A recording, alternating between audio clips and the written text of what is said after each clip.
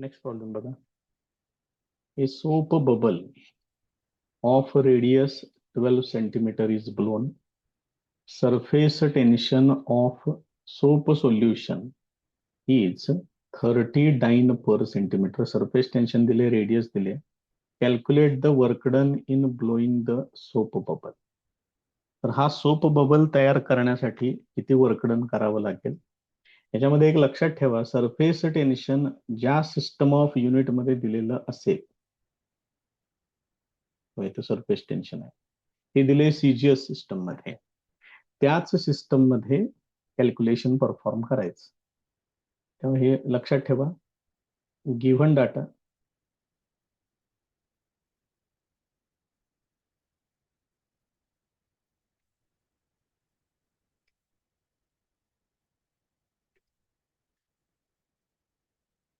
काय सांगितलेलं आहे, रेडियस सांगितलेले आहे 12 सेंटीमीटर, म्हणजेच 0.12 मीटर. सॉरी, ह्याचं सीजीएस मध्येच करायचं आहे कॅल्क्युलेशन. ठीक आहे, कन्व्हर्शन करून ठेवले. इथं फक्त बघा, सरफेस टेन्शन आहे 30 डाईन पर सेंटीमीटर. याचं मात्र काही कन्व्हर्शन आपण करणार नाहीये, हे आहे असंच ठेवूया. हे पण इथलं काढून टाकतो, परत त्याच्याने काही गोंधळ नको, ती आणि व्हॅल्यू वापरेल कोणतरी. आणि calculate the work done, W equal to question mark.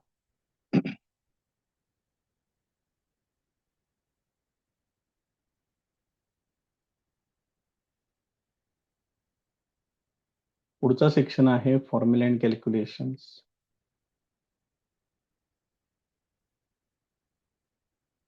So work done dw equal to T into D A असा फॉर्म्युला आहे. आता याच्यामध्ये जो सरफेस एरिया घ्यायचा आहे तो घेताना 2 इंटू 4 पाय आर स्क्वेअर असं घ्यायचं आहे. हे 2 का घेतले ते तेवढं सांगूया. सोप बबल, सोप सोल्युशन म्हटले, सोप बबल घेतलेला आहे त्याचा. Soap bubble has 2 surfaces.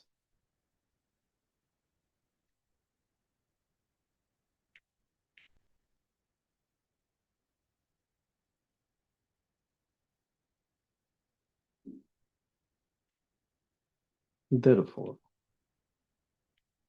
2 is included. त्यामुळे इथं 2 घेतलेला आहे. एरिया डबल करायचा त्याच्यात, लक्षात ठेवा, 2 सरफेसेस असल्यामुळे. ठीक आहे. हे जर तुम्ही लिक्विड ड्रॉप घेतला, ड्रॉपला फक्त आउटर सरफेस असतो, त्यावेळेला 2 घ्यायचं नाही, हे लक्षात ठेवा. इम्पॉर्टंट पॉइंट आहे तो त्याच्यातला. Therefore dw equal to surface tension आहे 30 इंटू 2 इंटू 4 इंटू 3.142, रेडियस आहे 12 सेंटीमीटर, त्याचा वर्ग करायचा आहे 12चा स्क्वेअर. मग हे किती होणार बघा, 30 दुने 60 गुणिले 4, हे झाले 240 गुणिले 12चा वर्ग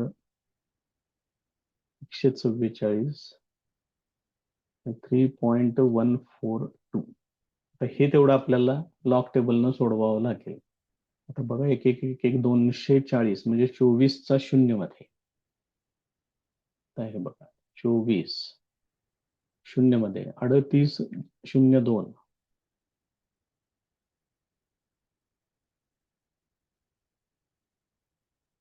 2 पॉइंट येणार, 3802. त्यानंतर आहे 144, त्याचं पण 2 पॉइंटच येणार. 14चा 4 मध्ये, 14 4 मध्ये तो आहे 1584.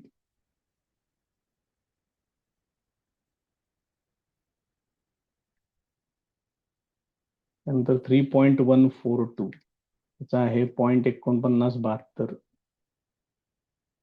सगळ्यांची बेरीज 2 6 8, 8 आणि 7 15, 5 हातचे आले 1, 10 15 23 3 हातचे आले 2, 2 6 7 10 0 हातचे आले 1 2 आणि 2 4 आणि 1 5 हे असेल. 0.03चा 5 मध्ये 8चा मीन डिफरन्स. 0.03चा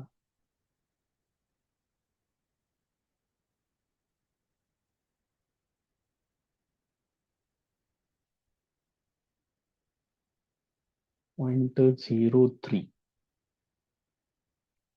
5 मध्ये 8चा मीन डिफरन्स. तो किती होते? 1086 होते. परत एकदा जरा बघा बरोबर आहे का? 0.03चा 5 मध्ये 8चा मीन डिफरन्स बरोबर 1086. त्यामुळे याचा आन्सर येईल 1.086 इंटू 10⁻⁵ इथे किती आहे बघा 5 आणि हे येणार अर्ग्स मध्ये येणार, कारण त्यांनी सगळ्या व्हॅल्यूज ज्या काही दिलेल्या आहेत त्या सीजीएस सिस्टम मध्ये दिलेल्या आहेत. हे त्याचं आन्सर. नेक्स्ट प्रॉब्लेम बघा. Calculate the density of paraffin oil. Density विचारले. If glass capillary of diameter 0.25 millimetre, त्याच्यावरून रेडियस काढून घ्या. Dipped in paraffin oil of surface tension दिलेलं आहे. Rises to a height of 4 centimetre. Surface tension बघा कशात आहे, न्यूटन पर मीटर. सगळी कॅल्क्युलेशन SI सिस्टम मध्ये करायची. एच दिले 4 सेंटीमीटर. अँगल ऑफ कॉन्टॅक्ट दिलेला आहे थीटा 28 डिग्री, त्याच्यावरून कॉस थीटा काढून घ्या. आणि acceleration due to gravity G हे दिलेलं आहे. Given data.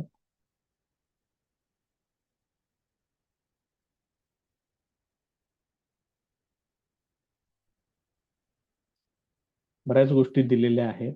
डेन्सिटी विचारले, त्याच्यानंतर डायमीटर सांगितलेला आहे, तो आहे 0.25 मिलीमीटर. मग रेडियस याच्यावरून देअरफॉर R इक्वल टू, याला 2 ने डिव्हाइड करा म्हणजे मग हे होणार 125 मिलीमीटर, म्हणजेच 1.25 इंटू 10⁻⁻⁴ मीटर हे असं होईल. त्यानंतर सरफेस टेन्शन दिलेलं आहे, capital T equal to 0.0245 newton per metre. Height सांगितलेली आहे त्याने 4 centimetre. Height H equal to 4 centimetre, त्याचं मीटरमध्ये कन्व्हर्शन करा. 4 into 10⁻⁻² metre.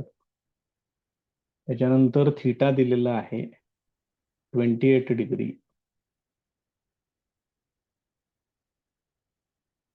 Therefore cos theta equal to, cos थीटाची व्हॅल्यू काढून घेऊया इथं जाताच. कॉस थीटा कॉस 28 पाहिजे मला. 28चा 0 मध्ये 0.8829 0.8829 ही व्हॅल्यू आहे. आणि जी ची व्हॅल्यू दिलेली आहे 9.8 मीटर पर सेकंड स्क्वेअर. पुढचा सेक्शन घेतोय आता, formula and calculations.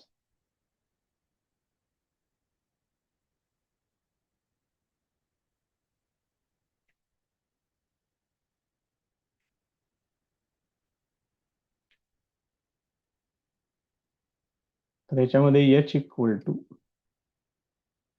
2t cos theta divided by R into rho into G असेल. याच्यावरून रोचा फॉर्म्युला तयार करा. देअरफॉर रो इक्वल टू, रोला इकडे घ्या, H ला पलीकडे पाठवा. 2t cos theta divided by R into H into G. याच्यामध्ये व्हॅल्यूज वापरा आता. 2 इंटू टेन्शन आहे 0.0245 इंटू कॉस थिटा, ती व्हॅल्यू आहे 0.8829 डिव्हायडेड बाय आर किती आहे 1.25 इंटू 10⁻⁴. त्याच्यानंतर एच ते आहे 4, 4 इंटू 10⁻². आणि जी ची व्हॅल्यू आहे 9.8. आता हे किरकोळ जितकं सिम्प्लिफाय करता येते तेवढं पहिल्यांदा सिम्प्लिफाय करून घेऊ. अगदी सिंपल जे काय असेल ते. देअरफॉर रो इक्वल टू ह्या 245 ची दुप्पट करूया, म्हणजे 2 ने त्याला मल्टिप्लाय करूया. 200चं 400 होणार, 45चं 90 होणार, म्हणजे 0.0490 हे आहे असंच ठेवा.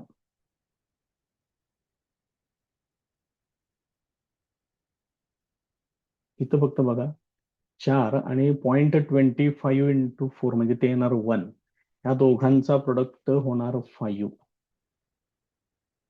5 इंटू 9.8 इंटू 10⁻⁻6.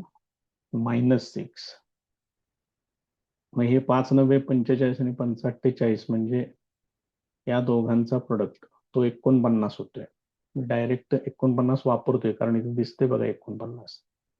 एक मिनिट, म्हणजे अजून थोडस त्यातल्या त्यात अजून जरा सिम्प्लिफिकेशन होण्याची शक्यता आहे.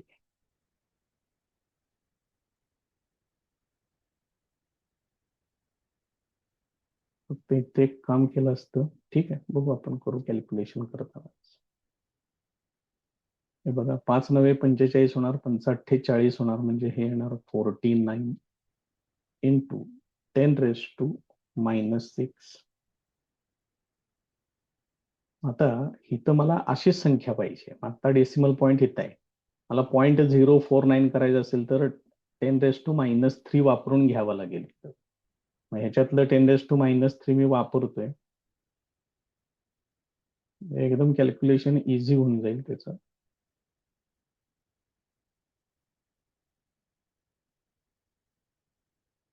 तर इथं होणार 0.049 इंटू 10⁻³ हे असं होणार. मग हे कॅन्सल होईल आणि हे एवढं शिल्लक राहील. हे 10⁻³ वरती पाठवा, म्हणजेच 0.8829 इंटू 10⁻³ हे असं होणार. म्हणजेच ह्याची व्हॅल्यू 882.9 डेन्सिटी आहे, SI सिस्टम आहे, किलोग्रॅम पर मीटर क्यूब. हे त्याचं फायनल आन्सर. त्यामुळे कॅल्क्युलेशन इझी आहे, फक्त व्यवस्थित जरा ते करून घ्या. नेक्स्ट प्रॉब्लेम बघा. Water rises to a height of 3.2 centimetre in a glass capillary tube. Find the height. पुढची हाईट विचारलेली आहे. To which the same water will rise in another glass capillary having half area of cross section.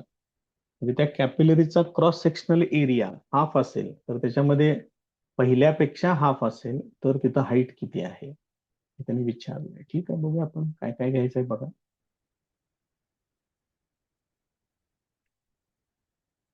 Given data.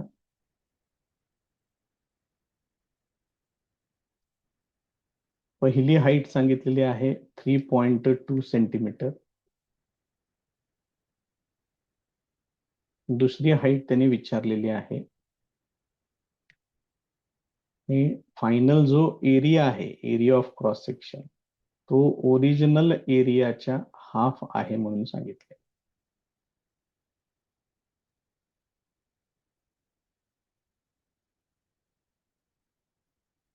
पुढचा section formula and calculations.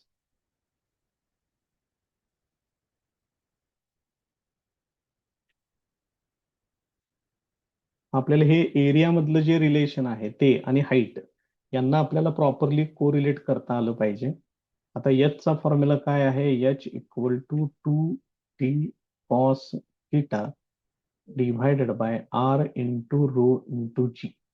याचा अर्थ H आणि R inversely proportional आहेत. हे एक महत्वाचं. आता एरियामध्ये कसं रिलेशन येणार आहे बघा. त्याचा क्रॉस सेक्शनल एरिया जो आहे त्याचा फॉर्म्युला असा आहे 4 पाय आर स्क्वेअर. 4 पाय फक्त आर स्क्वेअर, कारण तो सरफेस एरिया. इथं फक्त क्रॉस सेक्शनल एरिया तो पण कॅपिलरीचा पाहिजे आहे. त्यामुळे A=πr स्क्वेअर हा त्याचा सर्क्युलर क्रॉस सेक्शनचा एरिया येणार.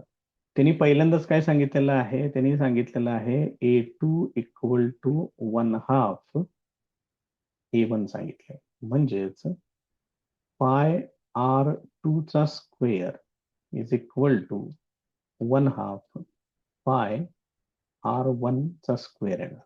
मग हे पायला पाय कॅन्सल होईल. मग दोन्ही बाजूंचं वर्गमूळ घ्या. therefore R2 equal to 1/√2 times R1 हे असं रिलेशन येईल. त्याला मी इक्वेशन नंबर 2 घेतोय. मग फ्रॉम 1 and 2 वापरूया आता त्याच्यामध्ये.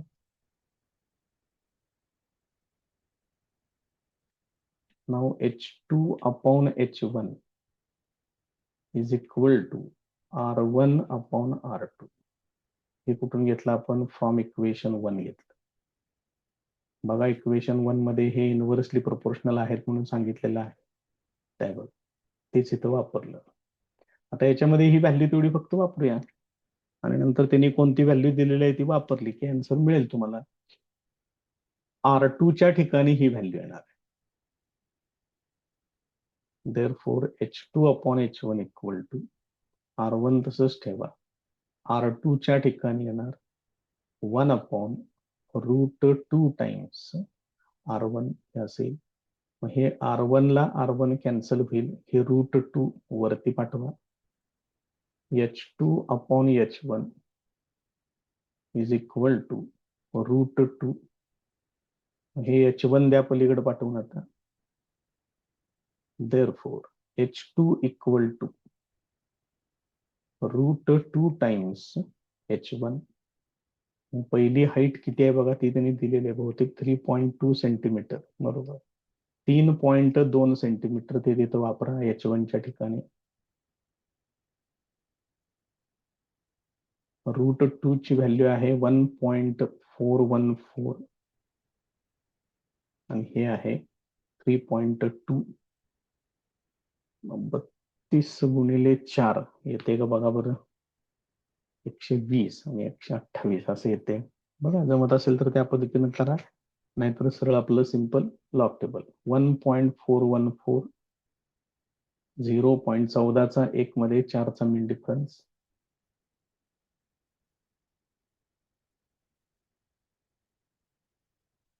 चौदाचा 1 मध्ये 4चा मीन डिफरन्स. हे किती होते बघा, 1492 आणि 2, 1494 आणि 10 म्हणजे 1504 होते. 1504. त्यानंतर 3.2 आहे, त्याचं पण 0.32चा 0 मध्ये.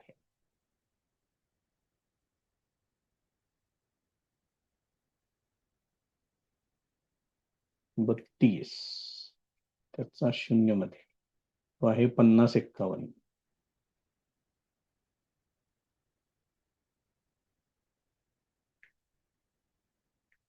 यांची बेरीज 5 5 5 6 एवढे ते 0.65चा 5 मध्ये 5चा मीन डिफरन्स 0.65.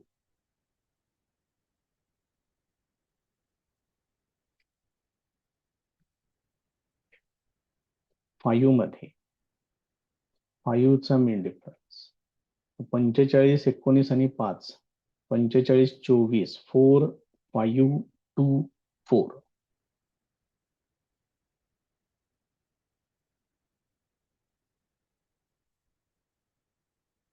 4.524 इथं काही नाही आहे त्यामुळे पुढे काही येणार नाही. 10⁻². हे त्याचं फायनल आन्सर. नेक्स्ट प्रॉब्लेम बघा. A rain drop of diameter 4 millimetre diameter दिलाय, is about to fall on the ground. Calculate the pressure inside the drop. Surface tension of water, surface tension दिले, आणि ॲटमॉस्फेरिक प्रेशर, हेच आपण external pressure म्हणून त्या ठिकाणी घेणार आहे. सिंपल क्वेश्चन आहे, काही विशेष नाही आहे जास्त. Given data.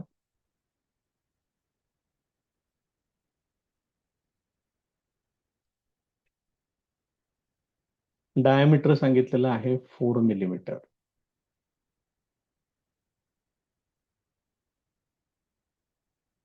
Therefore, radius r equal to 2 millimeter, that is equal to 2 into 10 raised to minus 3 meter. Calculate the pressure inside the drop. PI विचारलेला आहे. Surface tension of water, capital T, 0.072 Newton per meter. Atmospheric pressure, तेच तिथलं external pressure घ्यायचं आहे, 1.013 into 10 raised to 5 Newton per meter square. पुढचा section, formula and calculations.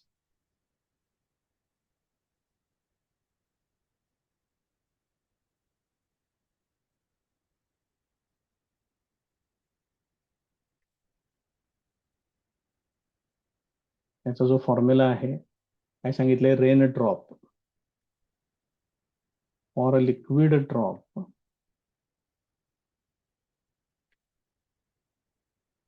PI minus PO, this is equal to 2T upon R. मला PI find out करायचं आहे. एक काम करूया, पहिल्यांदा एवढं सोडवून घेऊया. 2 इंटू सरफेस टेन्शन किती आहे, 0.072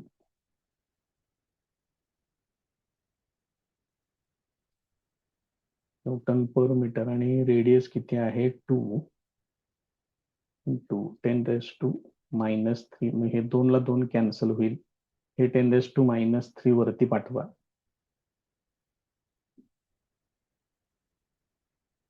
Therefore, PI minus P0, this is equal to 0.072 into 10 raised to 3 होणार आहे. डेसिमल पॉईंट 3 जर उजवीकडे सरकवून घ्या, तोपर्यंत PO पलीकडे पाठवा. आता therefore PI equal to, हे इकडे आल्यानंतर PO प्लस होणार, प्लस 10 raised to 3 ने याला मल्टिप्लाय केलं की हे येणार 72.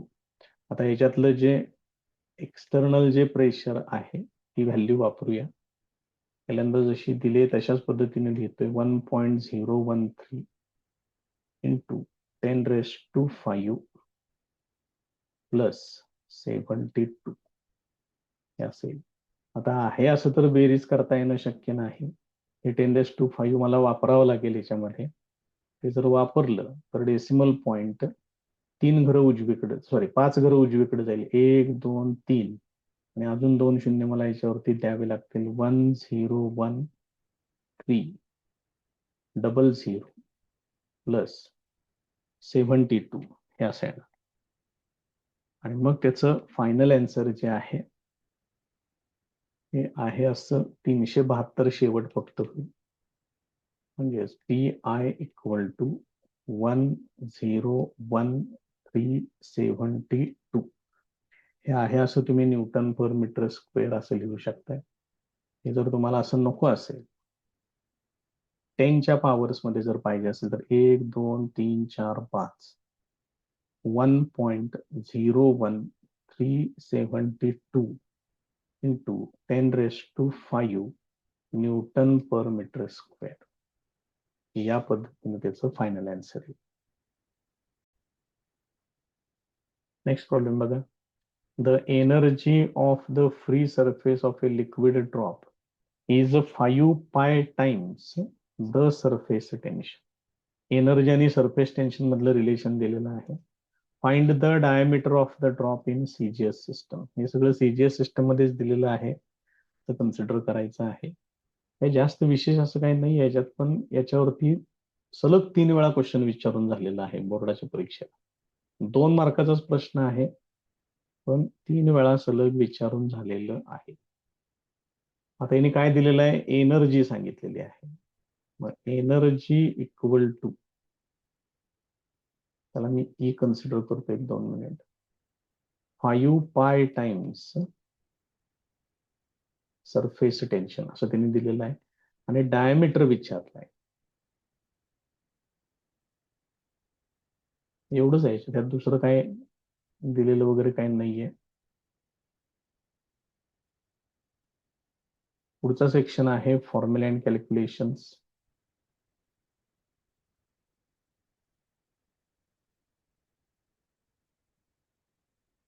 आता याच्यामध्ये एनर्जी इक्वल टू,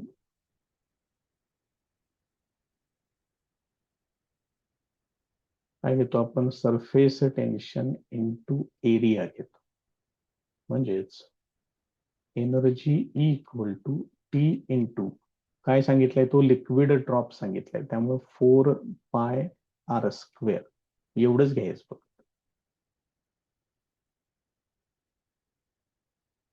एकच सरफेस एरिया असेल, त्यामुळे हे एवढे घ्यायचं आहे. पण त्यापैकी त्यांनी ई ची व्हॅल्यू त्यांनी दिलेली आहे. But E equal to 5π into T. ही व्हॅल्यू मी इकडे वापरतोय. Therefore 5π into T, this is equal to T into 4πr². याच्यातलं टी ला टी कॅन्सल होईल, एक पाय कॅन्सल होईल. मग याच्यावरून r² इक्वल टू येणार 5/4. याचं वर्गमूळ घ्या सरळ. Therefore r equal to √5 divided by 2 येणार. 5चं स्क्वेअर रूट तेवढं बघावं लागेल. स्क्वेअर रूट कुठं आहेत बघा, इथं 5 आहे. 5चं स्क्वेअर रूट आहे 2.236. 2.236. याला 2 डिव्हाइड करा, हे येणार 1.118 सेंटीमीटर. त्याची व्हॅल्यू. रेडियस आली ना, हे त्यांनी काय विचारलंय, त्यांनी डायमीटर विचार, हे जे दुप्पट करा. मग कशाला रेडियस काढायची गरजच नव्हती. मग ठीक आहे, आता असेल जे आता झालंय ते झालंय, त्याला आता काही करू शकत नाही. डायमीटर इक्वल टू 2r होणार. म्हणजेच ही जी आर ची व्हॅल्यू आहे त्याला फक्त 2, आता जे आलंय त्याला 2 मल्टिप्लाय करा, म्हणजे परत हेच येणार 2.236 सेंटीमीटर.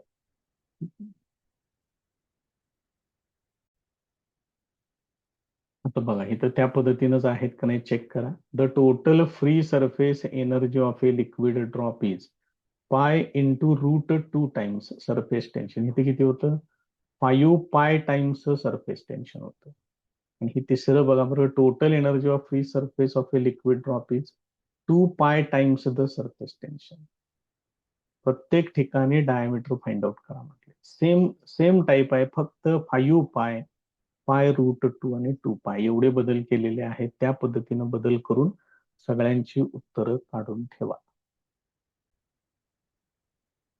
नेक्स्ट क्वेश्चन बघा. 2 soap bubbles have radii in the ratio 4:3.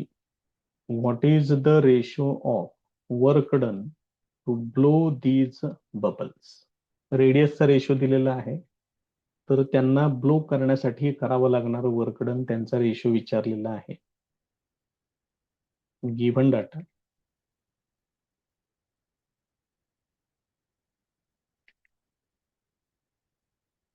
R1/R2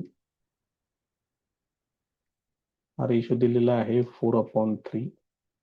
आणि वर्कडनचा रेशो विचारलेला आहे W1/W2. पुढचा section formula and calculations.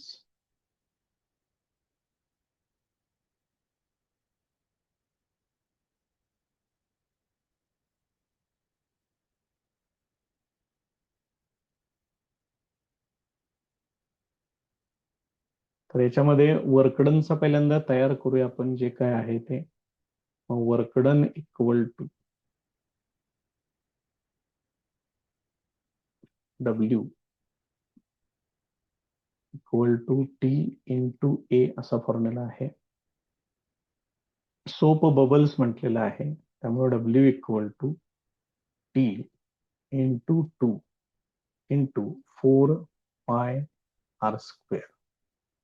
Soap bubble साठी 2 सरफेसेस असतात म्हणून 2 घेतले. फॉर सोप बबल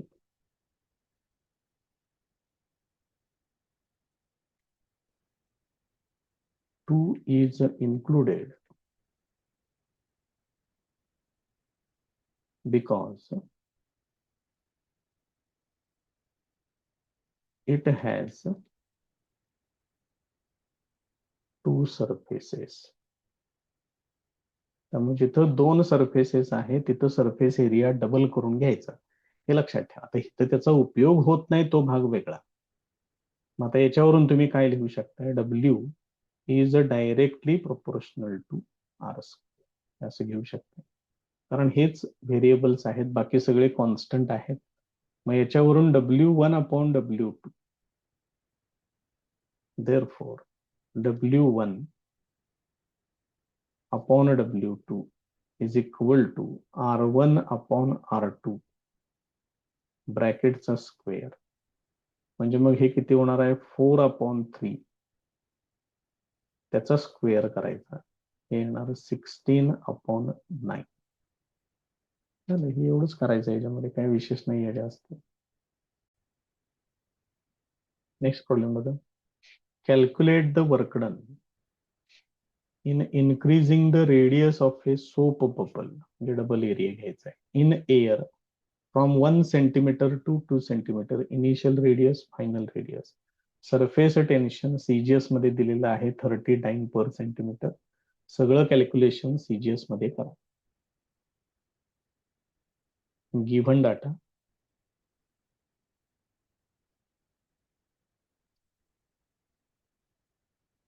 वर्कडन विचारलेलं आहे. Soap bubble in air, soap bubble साठी सरफेस एरिया मला घ्यावा लागेल. त्यानंतर रेडियस, इनिशियल रेडियस सांगितलेली आहे 1 सेंटीमीटर. फायनल रेडियस सांगितलेली आहे 2 सेंटीमीटर. सरफेस टेन्शन दिलेलं आहे 30 डाइन पर सेंटीमीटर.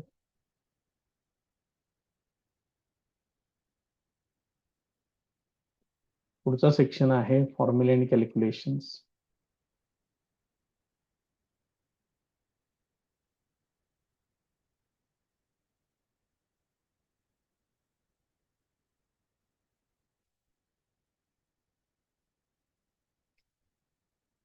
आता आपल्याला बेसिक फॉर्म्युला असा आहे आपला, DW equal to T into DA, म्हणजे चेंज इन सरफेस एरिया घ्यायचा आहे. मग इनिशियल सरफेस एरिया असेल 4πr1², final surface area 4πr2². तर फायनल मधून इनिशियल सबट्रॅक्ट करावं लागेल, शिवाय तिथं फॅक्टर 2 पण घ्यावा लागेल. हे T झालं into 2 into 4πr2² minus 4πr1² हे असेल. ह्याच्यातून 4π बाहेर घेऊया,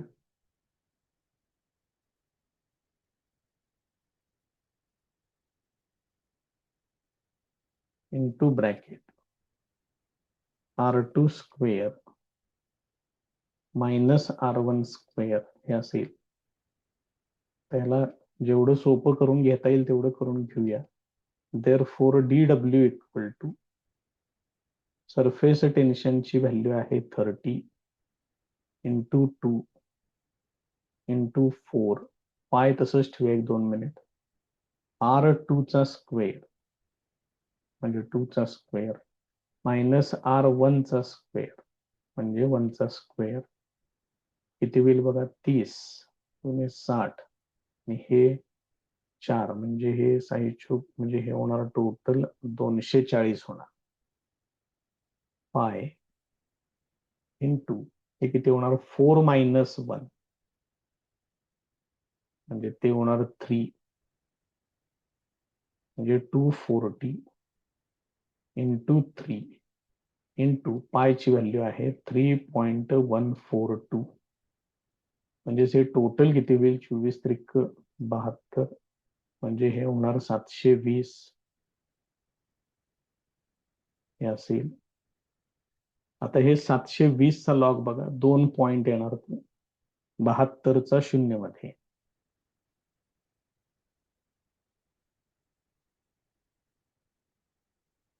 तर 72 त्याचा 0 मध्ये 85-73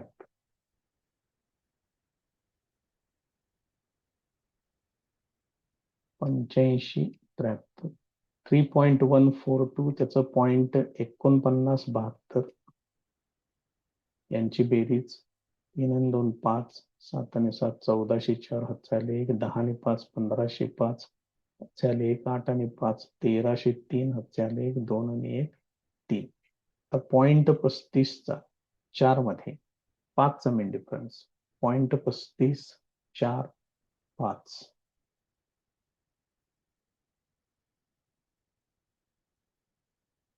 4 मध्ये 5 चा मेन डिफरन्स म्हणजे किती येणार 22 59 आणि 3 59 आणि 3 म्हणजे 62 होणार 22 62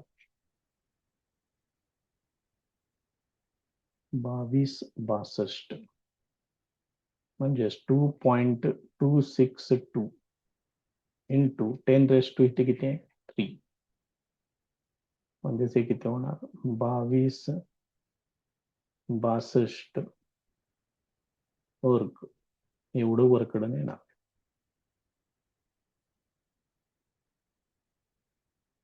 इथेच आन्सर.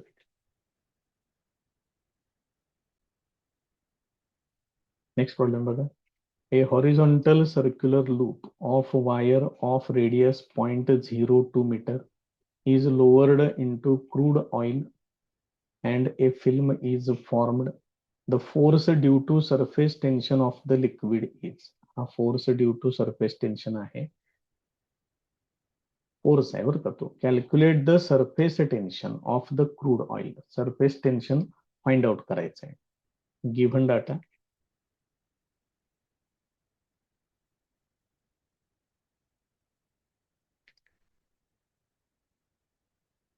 तर रेडियस सांगितलेली आहे 0.02 मीटर. त्यानंतर force due to surface tension force दिलेला आहे 0.0113 newton. Calculate the surface tension हे विचारलेलं आहे.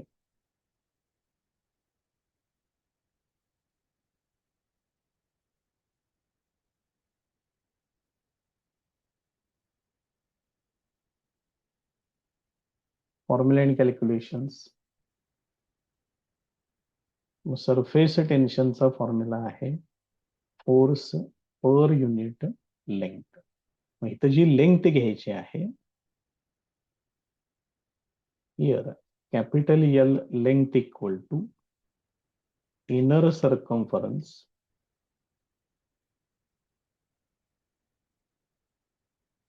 Plus outer circumference. असं दोन्ही पण घ्यावं लागेल कारण ह्या दोन्ही लेंथ त्या लिक्विडच्या कॉन्टॅक्ट मध्ये असणार आहे. Therefore L equal to 2 pi R plus 2 pi R that is equal to 4 pi R. हे घ्यावं लागेल. हे महत्वाचं त्याच्यात. Therefore capital T equal to F divided by 4 pi R. त्याच्यामध्ये व्हॅल्यूज वापरा, तेवढं सोडवा फक्त, बघा काय काय होतंय त्याचं. मग capital T equal to force आहे 0.0113 डिव्हायडेड बाय मध्ये 4 इंटू 3.142 इंटू रेडियस आहे 0.02. याचं किरकोळ सिम्प्लिफिकेशन तेवढं छेदामधलं करून घ्या, म्हणजे किती होणार 0.0113 डिव्हायडेड बाय 4 इंटू 2 म्हणजे हे होणार 8.08 इंटू 3.142. ते सर डायरेक्ट लॉग टेबलनं सोडवूया. इथे किती होते बघा 12 पॉईंट होणार. 80चा 90 आहे. चेक करूया आपण एकदा. 80 आहे बघा 90:31. पुढचं कोण आहे 3.142, तो आहे 0.4972. यांची बेरीज 3, 7 आणि 3 10/0 हातचे आले 1, 1 आणि 9 10/0 हातचे आले 1. इथे किती होणार 9 आणि 1 10 आणि 4 14/4 हातचे आले 1, हे होणार 12. हे झालं छेदाचं कॅल्क्युलेशन. आता अंशात कोण आहे बघा 12 पॉईंट घ्यावं लागेल त्याला 11/3 मध्ये.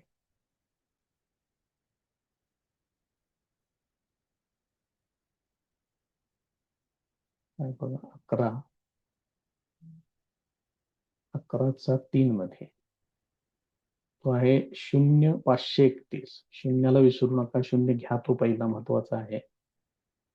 0.531 हे झालं अंशाचं. आता त्याच्यातून हे वजा करायचं आहे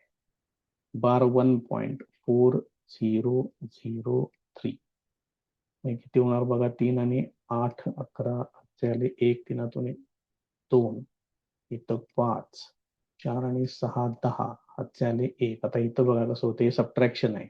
मग हे -1 आणि हे +1 हे इथंच कॅन्सल झालं. इथं येणार 2. आता मला पाहिजे 0.65चा 2 मध्ये 8चा मेन डिफरन्स. 0.65चा 2 मध्ये 8चा मेन डिफरन्स. गेलं 65. 0.65 2 मध्ये 8चा मेन डिफरन्स 8च आहे. 44 87 आणि 8 44 95. therefore t equal to 4.495 into 10⁻²2 आहे, म्हणजेच -2 होणार न्यूटन पर मीटर. हे त्याचं आन्सर आहे.